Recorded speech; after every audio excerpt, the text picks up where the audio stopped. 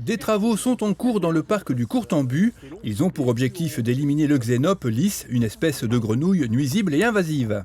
Depuis une dizaine de jours, le Conservatoire des espèces naturelles des Hauts-de-France, sous la houlette de Marie Angeot, ainsi que les services municipaux de la commune, se sont attachés à créer une barrière autour de la mare pour piéger les batraciens. La vidange en cours de la mare devrait se terminer le 7 mars, une opération délicate car la mare est située sur une source. Les équipes enfileront ensuite leurs plus grandes bottes et parcourront la mare avec des épuisettes et autres filets pour attraper toutes les espèces qui se cachent dans le fond. Les espèces non nuisibles seront transférées dans le bassin provisoire qui a été creusé pour l'occasion et le xénope lisse sera quant à lui euthanasié. Une fois cette opération terminée, en étant sûr d'avoir récupéré le plus d'espèces possible, la mare sera remise en eau pour 2 mois et le parc pourra alors ouvrir à nouveau au public.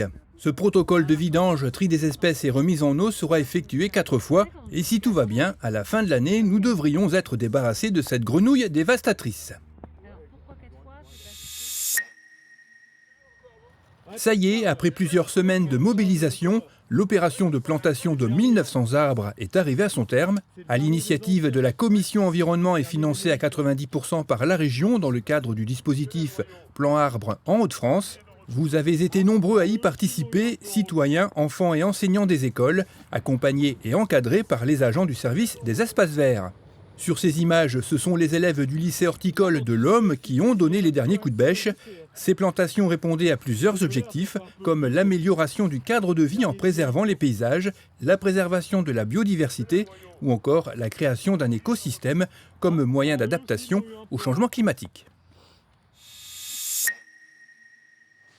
Afin de venir en aide aux Ukrainiens, la commune a décidé de rejoindre le dispositif mis en place par la métropole européenne de Lille. La ville de La Chapelle-d'Armentières exprime son soutien et sa solidarité envers le peuple ukrainien.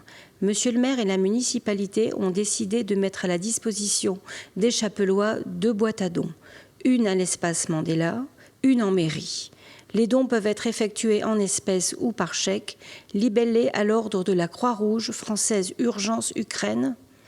Ce dimanche 13 mars 2022, à 17h, à l'espace Mandela, un concert du groupe Tribute Johnny Hallyday. Le prix de l'entrée est de 10 €, 5 € pour les enfants de moins de 12 ans. Nous remercions vivement le groupe pour son implication, ainsi que le personnel communal. L'intégralité de la recette sera reversée au profit du peuple ukrainien. Nous comptons sur votre générosité. Nous avons rejoint le dispositif mis en place par la MEL concernant les dons. La liste des articles demandés en priorité est disponible en mairie. Le point de collecte se situe à Sequedin et sera ouvert dès le 7 mars. L'adresse, les horaires et le fonctionnement de la collecte vous seront précisés en mairie également dès lundi. Merci aux nombreuses Chapelloises et Chapellois pour leur engagement et leur mobilisation. La commune accueille actuellement l'exposition Couleurs du monde du peintre capinghémois Jean-Louis Foulon. Ses œuvres sont inspirées de ses voyages, mais aussi de rencontres, du spectacle et de la fête, en utilisant différentes techniques, comme l'huile sur toile ou papier à l'encre de Chine, en passant par l'acrylique. Son style évolue de la peinture académique et classique vers un abandon du détail et une suggestion de la forme inspirée de la peinture espagnole contemporaine, à l'image d'Ignacio Carlos par exemple.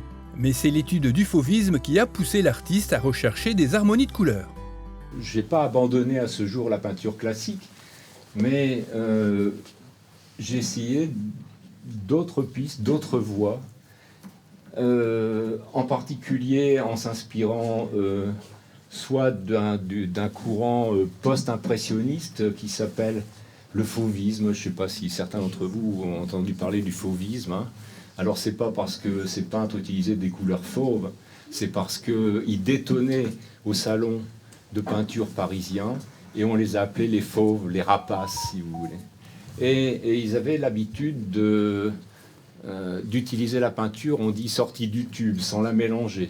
Donc des peintures relativement violentes qui étaient dessinées à gros traits, en tout cas au départ en esquisse.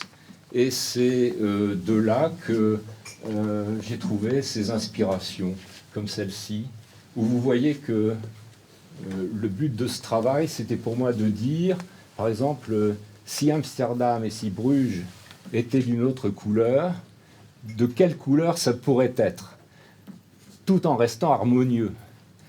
Donc naturellement, ça c'est le résultat d'esquisse, hein. J'ai fait des recherches sur papier avant, et donc ça peut donner ce genre de travail, vous voyez, où on a la ville colorée d'une autre façon.